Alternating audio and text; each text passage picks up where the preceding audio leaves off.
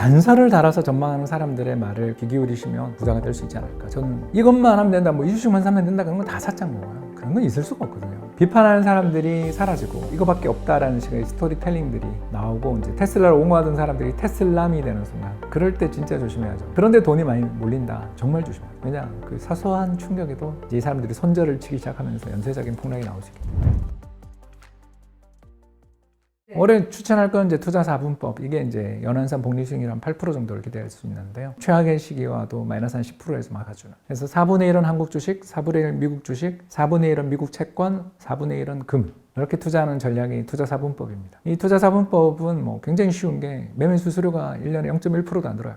왜냐하면 우리나라에 상장되어 있는 그 ETF로 투자를 하니까. 뭐 예를 들어서 금은 KRX 금 현물 이런 데 투자를 하면 됩니다. 그런 식으로 투자를 하고 있다가 이제 올해 같은 해에는 금 비중을 좀 늘리면 뭐 한 5% 정도만 늘려서 금을 한 30% 하고 나머지를 다 한 20%씩 가지고 있다, 예를 들어서. 그렇게 하면 10% 현금 낳는 건 또 현금을 들고 있는다든가, 이런 식으로 좀 크게 자신의 틀을 바꾸지 않은 상태에서 운용을 하면 올해 같은 해에도 저는 플러스가 충분히 날 수 있다. 작년 같은 해에는 만약 그 전략을 썼다면 수익률이 한 25% 났거든요. 왜냐하면 금값도 많이 오르지만 미국 주식이 많이 올랐어요. 올해는 이제 미국 주식은 빌빌거리지만 한국 주식이 괜찮으니까, 그리고 금값도 괜찮으니까. 이런 식으로 이제 분산을 해서 투자를 하다가 아까 이야기했던 냄새가 좀 나기 시작할 때 미국 시장에서 냄새가 난다 그러면 미국 좀 빼서 뭐 한국도 좀 사고 국채도 좀 사고 금도 좀 사고 하면 투자할 때가 얼마나 많습니까? 그런 식으로 투자를 해나가면 되는데, 대부분 투자자들이 자산을 한 방에 얼마 안 되니까 1억 뭐 2,500씩 빼서 그렇게 한다고 돈 모은 다음에 해야지, 소액일 때도 분산 투자 안 하면서 거액 자산가에 대해서는 한다고 생각하실 수는 없는 거 아닌가요? 작년보다는 뭐 당연히 덜 유효하죠. 작년에 그렇게 많이 오를 줄 몰랐죠, 저도. 작년에 자산 배분 투자하신 분들은 최소 못 벌어도 20%는 났을 거예요. 그만큼 작년이 투자하기 좋은 해였어요. 그러니까 올해는 안 좋겠죠. 그러니까 벌써 좋았던 해가 지난 다음에 작년보다 투자하기 어려운 해에 시작을 하셨으니까 이제 그때 작년에 찍었을 때는 한 20년 그렇게 하면 된다라는 거였지만 1, 2년 더 길어지겠죠. 그러나 어떡하겠어요. 이런 자산 배분 전략들의 좋은 점이 뭐냐면요, 손실이 나거나 제로 수익이 나는, 올해는 거의 저는 제로라고 보거든요. 미국장 별로 안 좋게 보기 때문이죠. 이야기했잖아요. 작년에 돈을 너무 많이 빌렸다고요, 사람들이. 개인 투자자들이 그렇게 돈을 너무 많이 빌려서 비투하면 그 뒤에 좋은 장이 별로 없으니까 그런 걸 걱정하는 중이죠. 그런 입장에서 본다라면 표현이 그렇습니다만 올해 내년 안 좋다 하면 그 뒤에 또 펌핑 되거든요. 왜 그런가? 일단 안 깨먹었잖아요. 안 깨먹었기 때문에 사람이 이제 여유 현금이 있죠. 그리고 매년 또 적립 투자할 거잖아요. 그죠? 두 번째, 시장이 못 올랐고 자산 배분하는 사람조차 수익이 안 났다라는 건 위험 자산 가격이 많이 빠졌다는 뜻입니다. 위험 자산 가격이 많이 빠지고 나면 뭐 끝없이 빠집니까? 금리가 인하되든 경기 부양을 하든 새로운 대통령이 나오든 정당이 바뀌든 의회의 다수당이 바뀌든지 해서 그럼 새로운 어떤 부양책 또는 그전에 있었던 잘못된 정책을 뒤집는 일들이 벌어지니까 민주주의 국가가 좋은 거 아니겠어요? 1인 독재 국가에서는 아무리 그 사람이 틀렸더라도 이 사람 죽기 전에는 해결이 안 되잖아. 근데 민주주의 국가는 선거로 다 해결이 되잖아. 이걸 우리가 염두에 두신다라면 얼마나 좋은 기회가 2년 뒤에 3년 뒤에 올 텐데, 그럼 언제가 바닥인지를 모른다라면 별로 안 좋은 해는 더 열심히 저축하는 해로, 언제가 바닥인지를 모르니까 지나고 생각하니까 4월 4일이었던 것 같긴 한데 그걸 어떻게 하냐고요. 그렇지 않습니까, 여러분? 그거 어떻게 알아요? 트럼프 대통령이 나 요예 끝났으니까 이제 관세 50%씩 때릴 거야 이러면 다시 폭락할 수 있잖아요. 모른다. 미래를 모르는 거예요. 냄새가 계속 안 좋을 뿐이에요, 저는. 근데 어디가 빠진다, 어디가 폭락한다라는 것까지는 모르겠고 올해는 조심해야 되는 해다. 그리고 현금은 좀 갖고 있어야 되고, 특히 금이나 미국 국채 같은 좀 어떻게 보면 유동성 좋은 안전자산도 좀 가지고 있어라. 그러다 보면 이게 물타기를 할 수 있는 기회가 오니까 올해 내년은 수익이 안 좋지만 3년 뒤 4년 뒤에는 엄청난 또 작년 같은 폭등장이 올 수 있으니까 그때를 위해 지금 저축하는 해인 거죠. 그래서 올해 투자를 시작하기 아주 좋은 해가 아니냐. 작년처럼 막 날아갈 때는 솔직히 물 타는 것도 불가능하고 가버렸네 이렇게 되잖아요. 그런데 지금은 하락장이거나 또는 약세장일 때는 얼마나 투자 시작하기 좋습니까? 사다 보면 바닥이 오겠지 하면서 사면 되는 거죠. 서울에 아파트 하나 있으면 상위 10%. 중랑구든 금천구든 상관없습니다. 그걸 모르시는 분들이 너무 많아서 서울에 아파트가 200만 호가 안 돼요. 160만 호 조금 넘을 겁니다. 160만 호인데 문제가 뭔지 아세요? 자가 소유율이 40%입니다. 다시 말해서 외지인 소유가 엄청 많아요. 전국의 부자들이 다 서울에 아파트를 사두기 때문에. 그래서 서울에 있는 자기 집을 갖고 있다. 안타깝게도 한 80만 호, 70만 호밖에 안 돼요. 이해되세요? 70만 가구밖에 안 돼요. 우리나라 2천만 가구잖아요. 상위 10%면 100만 가구입니다. 그러니까 서울에 자기 아파트 등기를 쳤다. 상위 10%의 가능성이 굉장히 높습니다. 이게 우리나라의 현실입니다. 그리고 모든 사람들은 서울만 쳐다보잖아요. 그런 게 우리나라 투자를 굉장히 힘들게 만듭니다. 제가 봐도 앞으로 10년간 유망한 투자처가 어디예요? 그러면 저는 성수동 아니면 한남동? 저도 그렇게 생각할 것 같아요. 왜? 솔직히 말해서 자연환경 입지만 보면 강남보다 거기가 홀랐거든요. 남향이잖아요. 한강을 남향으로 바라보고 있지. 거기는 앞으로 아파트 밭이 될 테니까 10년 뒤에도 압구정 아파트가 신축이 될 것 같아요. 전 되게 어렵다고 보거든요. 왜냐면 이해관계자가 많은 데는 안 돼요. 근데 어떻게든 땅을 파고 지역 단위 개발이 시작되기 시작하면 건물이 철거되고 옮겨가기 시작하면 10년 안에 거기는 천지가 개벽할 땅이 될 거라고요. 그런데 비싸잖아. 어디가 오를 거라는 거 우리 다 알지만 비싸잖아. 못 사잖아. 그러면서 사람들이 전부 돈을 모아서 한타를 지르려고, 영혼의 한타를 딱 지르려고 하는데 그게 이제 대부분의 경우에 청약이잖아요. 근데 청약 가점을 얻으려면 50까지 무주택으로 살아야 되는데 너무 힘들잖아. 자, 이 모든 문제들을 해결하는 가장 쉬운 방법이 뭐냐? 자산 배분해서 돈의 흐름을 냄새를 잘 맡는 거죠. 그래서 계속 버티는 거죠. 왜? 경제라는 게 3년에 한 번, 5년에 한 번 되게 모든 자산의 가격이 떨어지는 데가 올 때 그때 내가 안 덧치고 있으면 그때 아까 이야기했잖아요. 서울에 아파트를 살 수 있는 거예요. 얼마나 쉬워요. 근데 이걸 못한다. 왜? 빨리 부자 되고 싶고 방법을 몰라. 그래서 빨리 부자 되고 싶은 그 마음은 저도 뭐 어떻게 해결해 드릴 수 없는데 방법은 가르쳐 드릴 수 있다.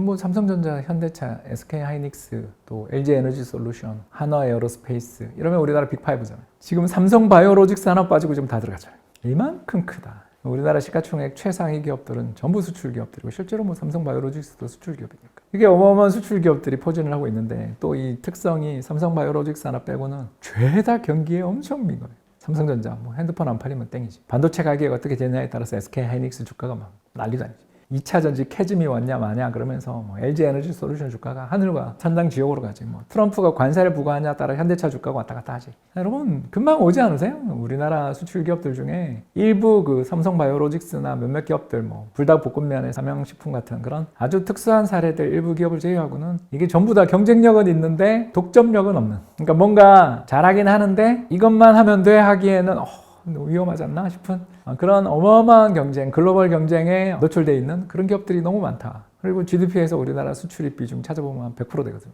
그러니까 경제에서 차지하는 내수 비중은 엄청 적고 또 우리 전체 GDP에서 차지하는 민간 소비 비중이 50% 밑으로 내려가서 지금 회복될 줄을 모르고 있거든요. 우리나라 가게가 돈은 많은데 돈을 소비에 안 쓰는. 어디다 쓰냐? 여러분 다 아시는 것처럼 저축을 하면서 집을 사는데 올인하거나 아니면 해외 가서 쓴다. 왜? 우리 국내에서는 그 옆에서 선비질을 하잖아요. 너 왜 그러고 사냐? 얘는 언제 나올 거냐? 취직은 했냐? 돈 한 푼 대준 적 없으면서 제가 진짜 진정으로 하고 싶은 이야기가 있는 게 남한테 잔소리하고 싶으면 일단 돈을 내고 이야기를 하자. 물질적인 도움도 주지도 않으면서 아니면 어디 뭐 직장이라도 소개시켜 주는 것도 아니면서 남한테 그런 이야기를 한다? 굉장히 상대에 대한 존중이 없는 매너 없는 짓이다. 그죠? 그래서 돈을 주자 돈을. 일단 100만 원 내고 일단 시작하자. 그런 세상이 와야 되는데 우리나라는 엄청나게 남의 눈치를 봐야 되는 세상이다 보니까 우리나라에서 돈 안 쓰고 다 해외 가서 해외에 이제 저 같은 경우는 책 쓰러 보통 해외에 가서 책을 쓰는 경우들이 종종 있는데 이번 책은 작년 연말 일본에서 쓰기 시작했거든요. 교토에서 책을 쓰는데 교토에 있는 에어비앤비 방을 빌려가지고 그 방에서 책상 하나 딱 갖다 놓고 책을 쓰기 시작하는데 거기가 어디냐면 강이 바로 내려다 보이는 그런 오래된 옛날 집의 에어비앤비 안에는 현대식인 거기서 이렇게 하면서 창을 열어놨을 거 아니에요. 추운데도 한국 사람 목소리밖에 안 들려.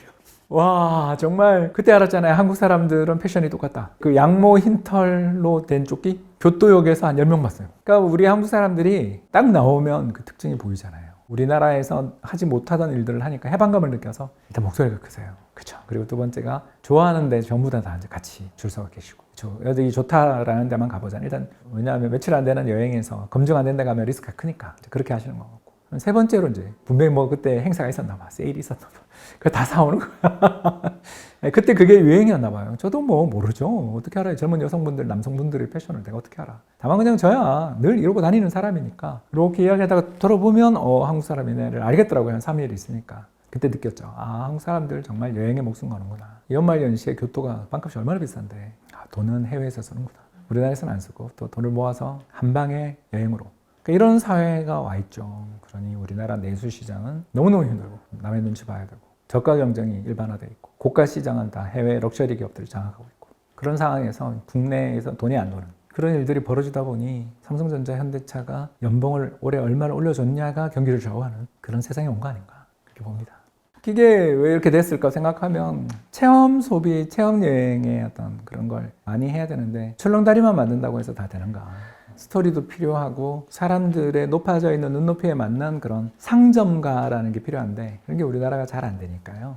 뭐 교토나 후쿠오카의 요인이나 이런 데 가보시면 알지만 그 조그만 마을에도 상점가에서 파는 물건들 구색이 다 다르고 퀄리티들이 꽤 있단 말이에요. 근데 우리는 전국에서 파는 상점의 물건들 그리고 또 성수기 바가지 요금 이런 것들이 체험을 엄청나게 악화시키고 있어서 결국 우리나라도 이제 그런 과정으로 가는데 그 가는 과정에서 안타깝게도 압축 아주 좀 잘 되는 데만 압축되고 나머지는 버림받는 제. 그래서 코로나 때가 굉장히 중요한 전기였는데 그걸 잘 못 살렸다라고 저는 생각합니다.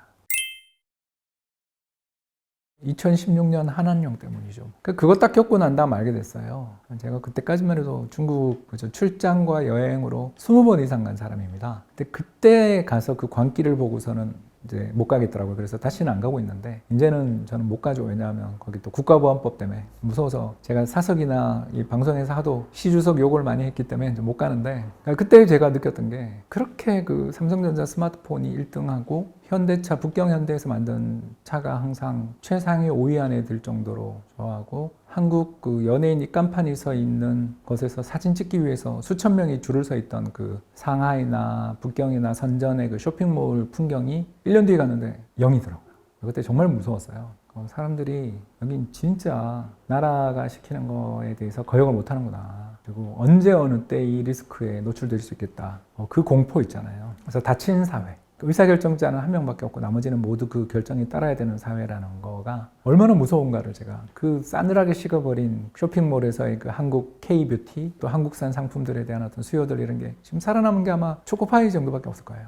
그만큼 무섭더라고요. 그런 시장을 겨냥해서 사업을 한다. 굉장한 용기와 리스크 테이커다. 이는 못하는 거죠. 그런 사회, 그런 시스템이 지금까지 8년이 지나도록 해결이 안 되고 있잖아요. 뭐 K-팝 가수 가서 공연 크게 했다는 이야기 들으신 적 있으세요? 없잖아요, 이제. 물론 이제 그 덕에 우리나라 블랙핑크부터 시작해서 BTS가 세계 시장에 코첼라에서 헤드라이너를 할 정도로 어마어마한 이제 위상에 올라오고 우리나라가 잘 된 건 사실이지만 아무튼 중국 시장을 잃어버린 거는 변하지 않는 사실 아니에요?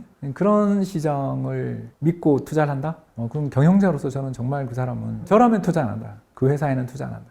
그런 말씀을 드리고 싶은 거죠. 결국 개방성 또는 예측 가능성이라는 게 필요한데 유럽이나 일본이나 미국 시장 그래도 그런 게 가능한데 이제 미국 시장마저 이제 저렇게 되니까. 근데 뭐 어떡하겠어요. 미국은 우리가 대체 불가능한 시장이기 때문에 어떻게든 잘 맞춰가면서 투자를 하는 수밖에 없죠. 아무튼 중국 시장이 앞으로 미래가 성장 잠재력이 탄탄하다라는 주장도 이제는 거짓인 것 같고요. 특히 통계 숫자나 이런 게 너무 조작이 심하다라는 걸 요새 많이 느끼지 않습니까?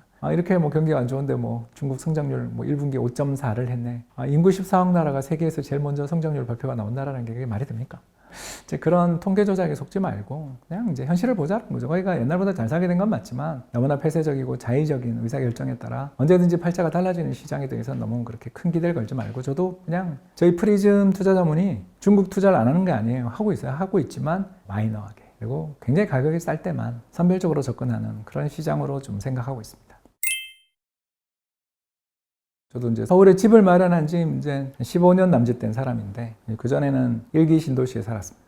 그전에 이제 대구 살았고요. 저희 와이프는 광주 사람이고요. 그리고 이제 첫 신혼 살림은 이제 신도시에서 시작하고 전형적인 60년대 후반생들이죠. 이런 커플이다 보니까 솔직하게 이야기하자면 우리나라 부동산 시장은 다 정부 마음이다라는 생각을 좀 많이 가지고 있었어요, 옛날에는. 그러다가 이제 2008년 글로벌 금융위기 겪으면서 미국 부동산 시장 붕괴될 때 한국 붕괴되는 거 봤잖아요. 또 그 뒤로 2011년부터 13년 사이에 하우스포 사태 겪다가 17, 18년부터 집값 급등하는 과정이 미국이랑 부동산 시장 사이클이 지금 완전히 똑같잖아요. 그러니까 이게 뭔가 있구나. 알게 됐고 그 매개고리가 뭘까 하면 결국 미국 집값 오르고 사람들이 살만하고 미국 사람들이 소비를 늘릴 때 한국 수출 잘 되면서 현대차, 삼성전자, SK하이닉스, LG에너지솔루션에 근무하고 있는 직원들 연봉이 오르는 거고 미래 자기들의 소득 전망이 계산된다 싶을 때 이 비싼 집을 누군가는 지르는 근데 거래가 1년에 몇 건 안 되지만 우리나라가 보통 사람들이 8년에서 10년 정도 거주하거든요. 자기 집에. 그러니까 전체 매매 회전율이라는 게 10%밖에 안 된다고요. 5,000세대짜리 아파트면 한 해에 500채 거래된단 말입니다. 그 500채를 10% 정도 50채만 누군가가 그죠? 어떤 집단이 어떤 기업의 사람들이 사면 바로 집값은 오르거든요.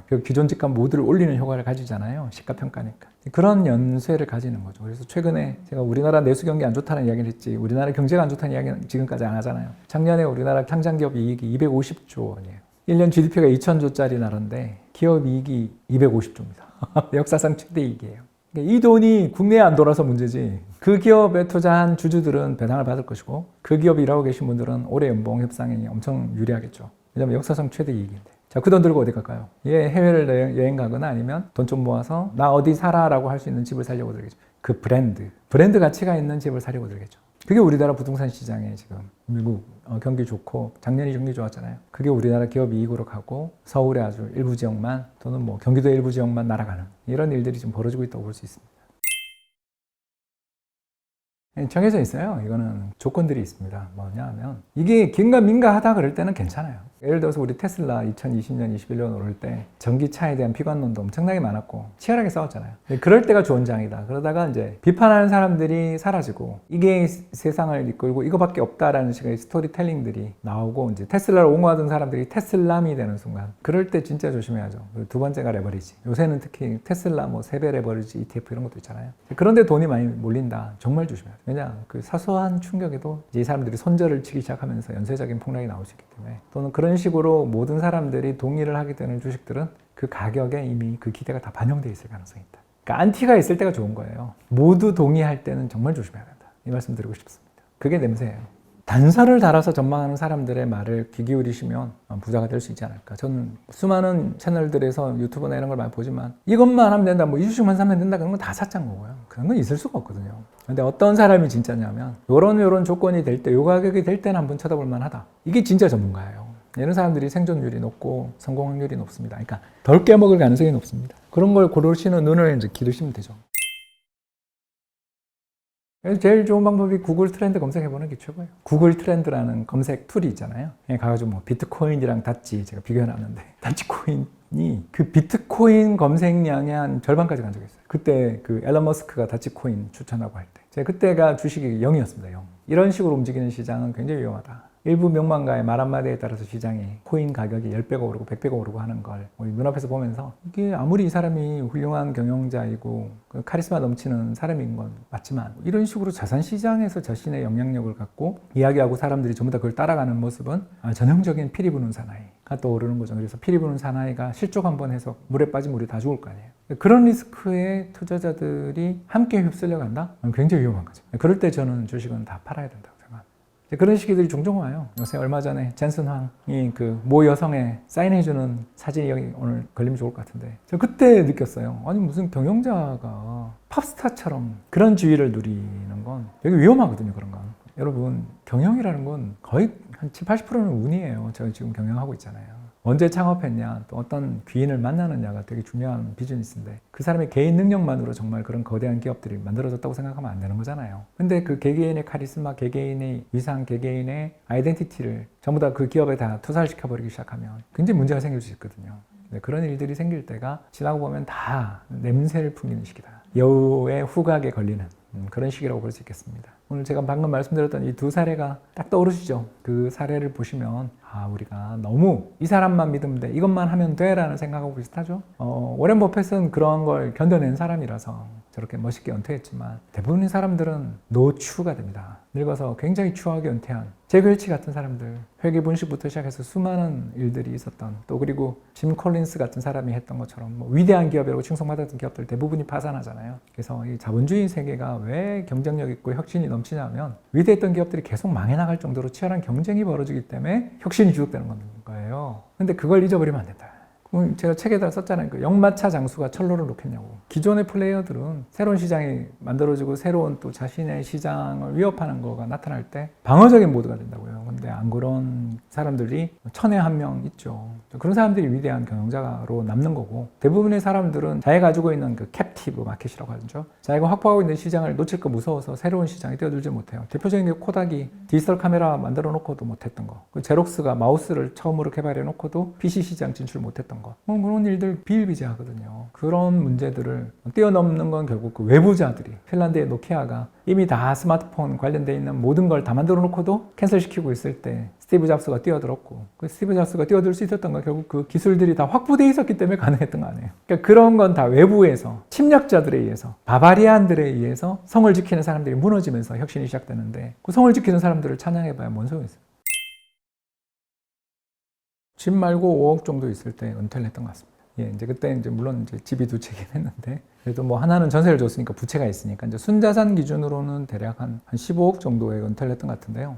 그렇게 은퇴를 했던 가장 큰 이유가 2008년 이후부터 이제 제가 아까 이야기한 냄새를 좀 맡기 시작하면서부터 투자가 난이도가 되게 내려가더라고요. 그러니까 이제 올인하지 않고 이쪽에 투자해놨던 자산들을 냄새가 좀 많이 나는 쪽에서 이렇게 빼서 이렇게 안 나는 쪽으로 이렇게 옮겨가면서 투자를 하기 시작하니까 제가 뭐 평균적으로 계산해 보니까 연 한 8에서 10%는 무난하게 나오겠더라고요. 그 운이 안 따른다 해도. 운이 따르면 훨씬 더 버는 거고. 그러면 한 5억 정도를 제가 금융자산 운용을 한다고 치면 8%면 연 4천이잖아요. 그리고 내가 젊으니까 뭐 강의도 하고 책도 쓰고 하면서 소소하게 벌면 이건 뭐 먹고 사는 데는 아무 문제가 없겠더라고요. 그래서 그때 은퇴를 했죠. 그리고 은퇴를 한 다음에 운 좋게 이제 종합 베스트셀러가 되는 바람에 이제 아예 그냥 운용할 자산이 확 늘어나는 바람에 더 크게 이제 투자를 할 수 있게 됐는데 그런 운이 안 따랐다 하더라도 자신의 그 재테크 철학 방식을 위험하지 않은 어떤 극단적인 충격이 오더라도 그 하락폭을 마이너스 한 10% 정도, 자산의 10% 정도에서 막을 수 있는 그런 정도의 어떤 전략들을 만들면서 또 기회가 왔다 싶을 때는 자금을 추가 투입하는 이런 식으로 운영을 해나갈 수 있는 능력, 자신의 어떤 투자 철학들을 만들어낼 수만 있다면 5억이면 굉장히 만족할 만한 은퇴 설계가 되지 않을까. 실제로 근데 이제 5억이면 우리나라 순자산 기준 상위 20% 가계거든요. 그리고 우리나라가 가계 순자산 기준으로 해서 세계에 한 17위 정도 됩니다. 그러니까 1인당 성인 순자산 기준으로 해서 한 세계 17위, 18위 정도 됩니다. 우리보다 못한 나라가 미국이라고 있죠. 가계 순자산은 우리보다 적습니다, 미국이. 왜냐하면 불평등이 심해서 그렇죠. 그래서 중위값 가계 순자산 기준으로 해서 이렇게 살펴보시면 금방 느끼실 수 있을 거예요. 우리나라 사람들이 눈이 지나치게 높아서 은퇴를 못하는 거지. 또 일확천금을 노리기 때문에 은퇴를 못하는 거지. 사실 그 정도 성과를 낼 수 있다라고 생각하면 또 낼 수 있는 방법이 있거든요. 그러니까 얼마든지 은퇴가 가능한데 그러니까 상위 20%면서도 난 가난해 그러신 분들이 그런 분들이 이제 너무 많고 그런 분들이 또 인터넷 세계에서 잘못된 정보에 고통받으시는 거죠. 안 그랬으면 좋겠습니다.